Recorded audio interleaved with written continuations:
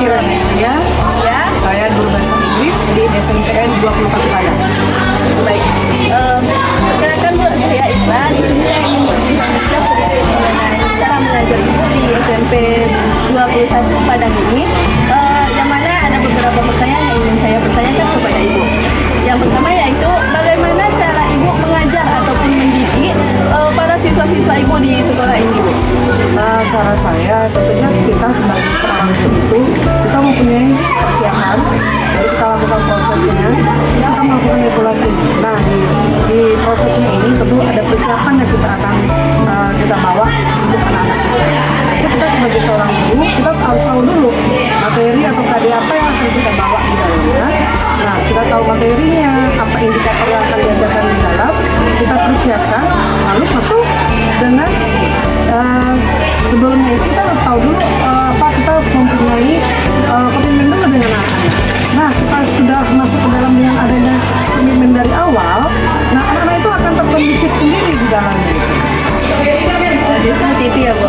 Baik, selanjutnya saya ingin bertanya bagaimana cara ibu melakukan pendekatan diri ibu kepada para siswa di sini? Sesuai motto dari Hajah Dewantara, Bapak Hajah Dewantara, ya, jadi kita mendekati siswa kita itu kita harus tahu dulu zamannya seperti apa, jangan kita masuk ke dunia yang kitanya seperti apa dulu, nah, seperti itu.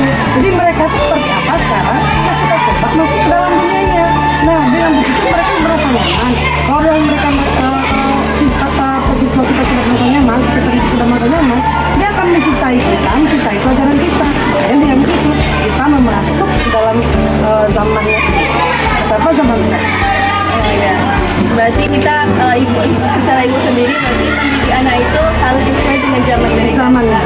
Ya. Jangan kita seolah kita menggurui mereka, oh dulu ibu seperti ini, tapi membandingkan kalian sekarang udah dengan zaman yang IT ini, harusnya kalian lebih pintar dari ibu. Nah, tapi kita tetap masuk ke dunianya. Oh, mereka tahu hal begini. Saya juga tahu juga beberapa istilah-istilah yang sekarang ini. Bisa kadang-kadang saya ngucapin itu juga, gitu kan. Jadi merasa, oh ini caranya gaul nih.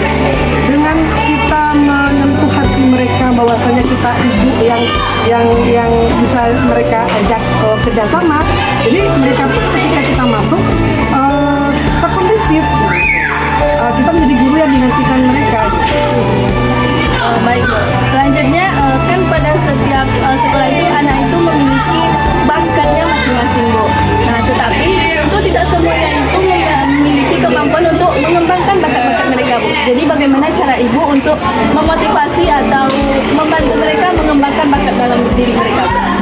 Nah, seperti Isra bilang, memang anak-anak ini tidak semuanya mempunyai bakat yang sama.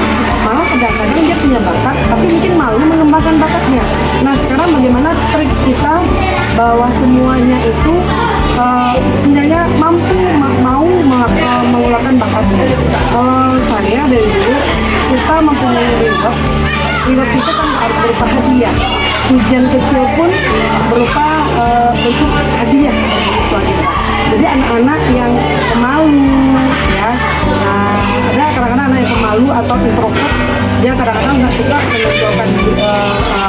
menunjukkan dirinya ke orang lain. Nah, disitulah kita main.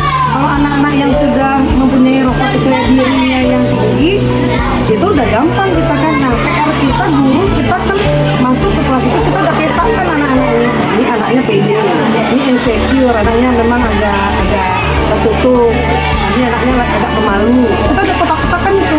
Nah, ketika ada penampilan, nah betul bahasa Inggris di sini kan masih ada English Day kan. Kebetulan sekarang udah ajaran baru lagi, udah kemarin udah habis kan. Nah, ketika English Day kan harus tampil. Saya lebih cenderung menampilkan anak yang memang punya kemampuan bahasa Inggris, tapi walaupun pemalu, saya akan tampilkan itu. Kamu bisa, ayo, nah, kan bisa kan?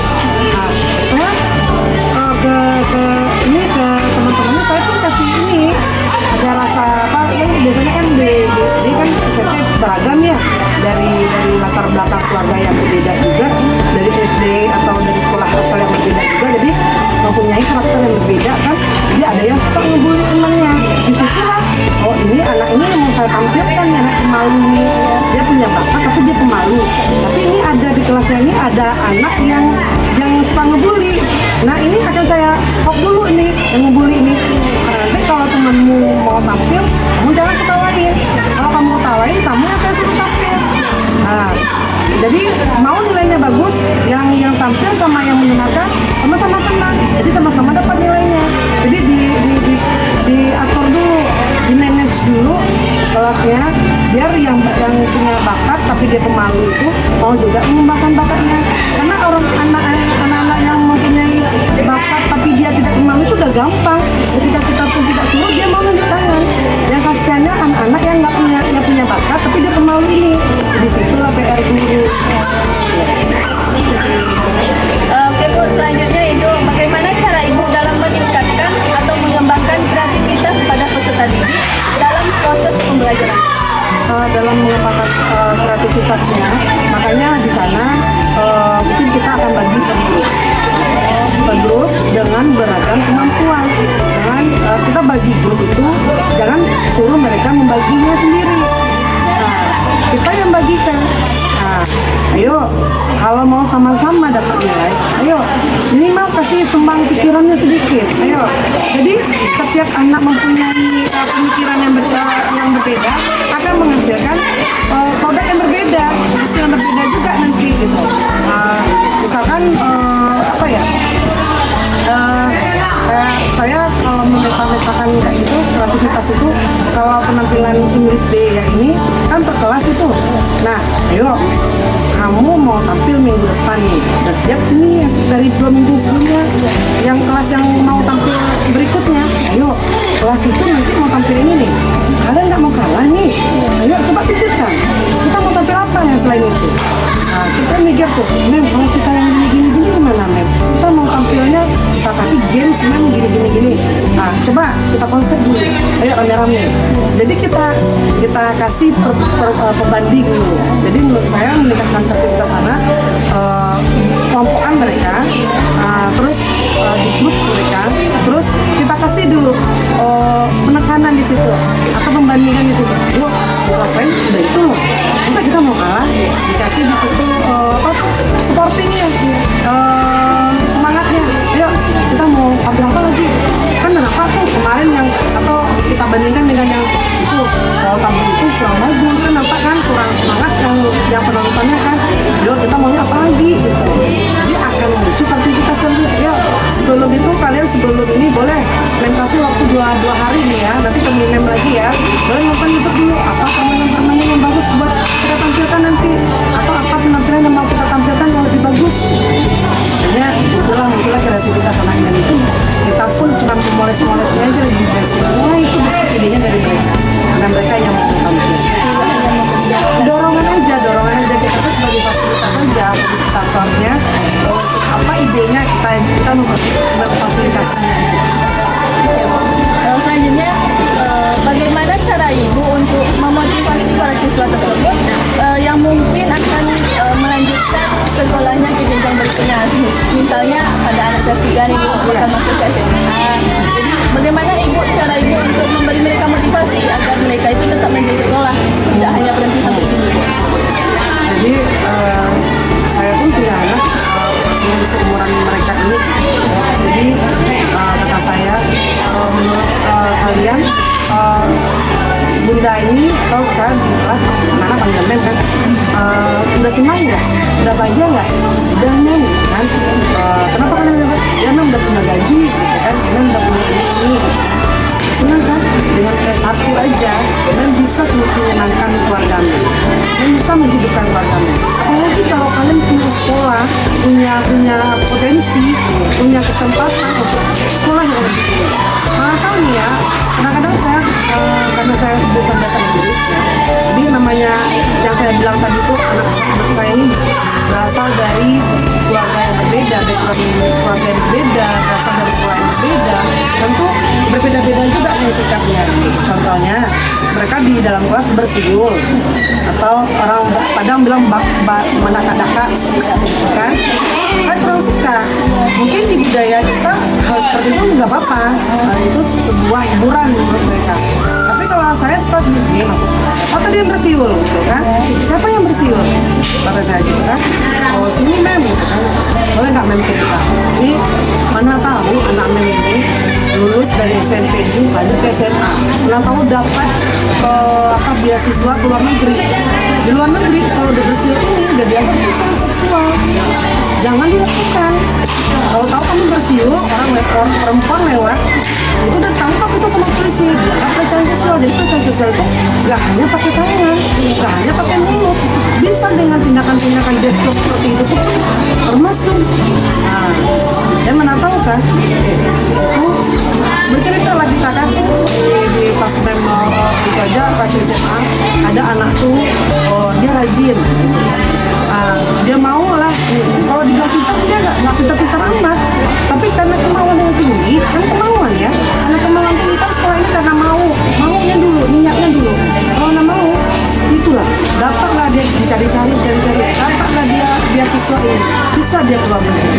Nggak tahu kan namanya sini mau ke sekolah keluar negeri kan tamat di SMA rajin pintar lah cari beasiswa, kan tahu ada yang mau lagi ya kan, minimal kayaknya minimal S1 kan ya, semoga anak-anaknya ada rezekinya. Yang penting kita ada maunya dulu, ada uangnya tapi nggak ada maunya gitu. Seperti itu biasanya kita kasih gambaran-gambaran juga itu senang, sekolah lebih tinggi ini senang. Kenapa? Kita dapat uang sekarang udah senang, saya kayak dia benar kita kan udah senang ya. Kenapa? Karena sekolah ini bisa di posisi menjadi guru ini digaji ini karena kalian pun misalkan di bermasalah, kalian nggak mau belajar dengan men, cuma 5 orang yang belajar dengan men di dalam kelas, itu gaji men nggak dipotong sedikit pun ya. Coba kalau sekolah kalian mau kata nih sekolahnya rendah, tamat SD udah jadi apa di pasar, saya ngangkat kalau sedikit yang diangkat itu sedikit juga upahnya kan. Kalau guru tidak, harus semakin tinggi sekolah kita, semakin tinggi pun kesempatan mendapatkan uangnya, semakin tinggi juga kebahagiaannya. Kita nggak perlu juga ilmu karena segala sesuatu itu memang butuhnya materi gitu. Memang di support seperti itu supportnya. Baik bos, selanjutnya itu apa yang akan ibu lakukan jika siswa ibu itu memiliki kejenuhan dalam proses pembelajaran itu, kayak nggak malas, kayak nggak mudah itu untuk belajar, apa yang akan ibu lakukan? Biasanya anak-anak ini, makanya saya bilang kita masuk ke dirinya, jangankan mereka, kita pun bosan kadang. Ada di sini, ada beberapa cara yang dilakukan. Yang pertama, suruh keluar. Duduk kita di sana, ini kita kerjakan sama-sama. Bapak duduk di sini, kadang-kadang kan disuruh duduk di tangga sini. Lah, kita kerjakan aja ini. Mereka sambil apa ngeliat adiknya lagi keluar atau lagi olahraga, kalau ada pelajaran olahraga, kita senang. Nah, habis jam, ada rasa gitu. Nah, kita belajar di luar ya men, atau minimal, men, kita cita-cita dulu ya men. Kita cita-cita dulu setengah jam, ya. Habis itu kita belajar ya. Itu bisa fokus. Atau kebalikannya, kita kerjakan ini dulu, terangkat sebentar dulu, kita kerjakan aja 5 saat, habis itu kita cita-cita. Bisa? Jadi komitmen kita apa gitu? Kalau kejenuhan itu perasaan wajar, anak itu dari pagi sampai siang untuk belajar, dan itu rutin 5 hari. Jangankan mereka, kita pun bosan kan. Jadi kita cari trik yang mana pelajaran kita masuk, mereka tetap dapat materi, hak mereka tetap dapat, kewajiban kita tunaikan gitu dengan cara trik. Minimal kasih SBQ-nya sebentar. SBQ sebentar boleh sebagai quiz kecil atau teka-teki kecil gitu. Berarti ada trik yang tersendiri dari sendiri dan itu tidak bikin jenuh. Oke bos, yang terakhir ya ibu, selama ibu mengajar sebagai seorang guru nih bu, jadi apa saja tantangan yang ibu rasakan selama ini dan bagaimana ibu mengatasi tantangan-tantangan yang ibu hadapi tersebut? Tantangan yang terbesar itu anak-anak kita ini sudah tertarik dengan ujian. Jadi mencari fokus anak-anak kita itu tidak sama dengan anak-anak dulu. Mungkin kalau anak-anak dulu, kalau mencari fokus guru masuk assalamualaikum duduk hanya melihat mereka ngobrol, itu kan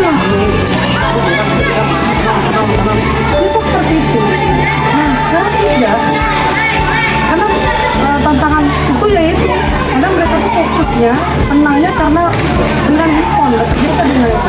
Dengan kecantikan di luar pun nggak kedengeran itu lagi. Jadi itulah tantangan terbesar saya. Jadi kelas anak ini merubah karena ada pengaruh IT. Karena IT ini menurut saya seperti mata pisau, ya, mata dua, dia bisa memberikan manfaat. Kalau disalahgunakan juga bisa memberikan dampak negatif bagi kita. Nah, tapi karena kurangnya manajemen dari keluarganya, pengaturan dari keluarganya, anak-anak dilepaskan ya tanpa kontrol, main HP, jadi anak-anak terbiasa kedengaran dengan perintah-perintah. Gak kedengaran dengan apa yang sudah kita bilang, sudah kita sounding dan jauh-jauh hari dengan saya seperti ini nggak fokus lagi, dan belajar pun nggak fokus. Jadi pengaruh IT itu sangatlah IT ini sangatlah berpengaruh terhadap kita. IT ini bagus buat mereka kalau bagi mereka yang bisa memanfaatkan dengan baik, dan bisa juga menjadi pengaruh itu juga bagi mereka, pola sikap, pola pikir. Baik, itu pertanyaan dari saya, Bu. Wah, sepertinya sangat hebat ya Ibu dalam mendekatkan diri, cara mengajar beliau, dan bagaimana pendekatan serta trik and trik dia dalam mendidik siswa-siswanya yang begitu beragam, tetapi Ibu bisa menghadapi. Baik, sekian observasi dari kami, dari saya. Lebih dan kurang saya mohon maaf, dan sampai jumpa. Wassalamualaikum warahmatullahi wabarakatuh. Baca lagi di rumah. Selamat belajar dengan pikiran dari ada yang dari kelas 7 atau mungkin yang belajar dari kelas 8. Kalian paham dengan materi yang disampaikan? Kalian suka nggak dengan cara menyampaikan materi? Jujur. Suka nggak dengan cara menyampaikan materinya?